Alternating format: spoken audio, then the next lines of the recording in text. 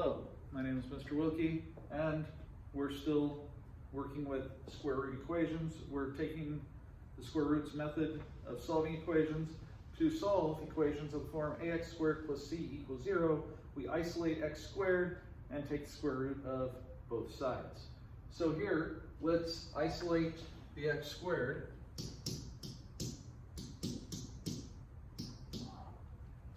Add 7 to both sides, we get 25 x squared equals 7. Divide both sides by 25, and we get x squared equals 7 over 25. Now, take the square root of both sides. So let's do that. We end up with x equals, remember we have to take the positive and negative root, so plus or minus. It's going to be root 7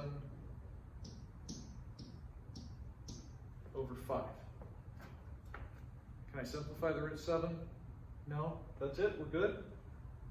Square root of 25 is 5, so we don't have the 25 or the 5 under the radical. Got it. Okay, perfect. So that was number 2.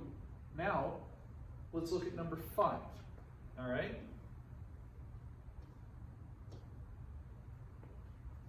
So we have 4 times the quantity x plus 5 squared minus 49 equals 0.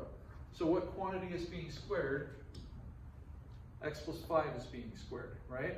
So we're going to isolate the x plus 5 squared and then square root that. So let's see what happens. So we'll have 4 times x plus 5 squared. I'm going to add 49 to both sides. Equals 49. Now what? We got to get rid of that 4. Divide both sides by 4. X plus 5 squared equals 49 over 4. Anybody notice anything? Let's hope. All right. So let's square root both sides. Remember, when we square root something with an x, we've got to look at both the positive and negative roots. Well, what's the square root of 49 would be 7, 4 would be 2. So I've got x plus 5 equals plus or minus 7 over 2. Now, I can rewrite this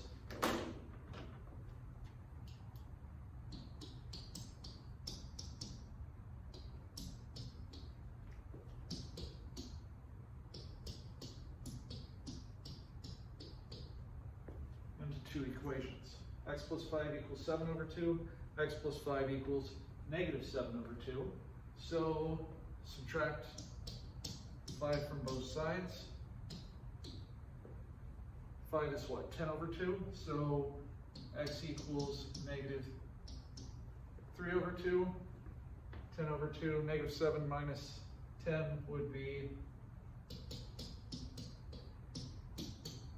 x equals negative 17 over 2.